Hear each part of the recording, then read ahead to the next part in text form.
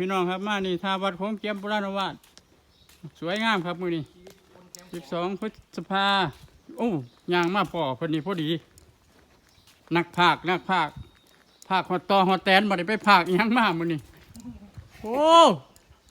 พอได้ก้อย โอ้เพิ่นลงไปบ่พอนาทีพี่น้องเอ้ยลงไปเอาในฟังนี่จะเป็นมารตัวนี่ครับปลาผู้แหมานไอ้ภาคเราไปซ่อมภาคเหือ ไป โอ้ แค่ปะ ของแท้ครับ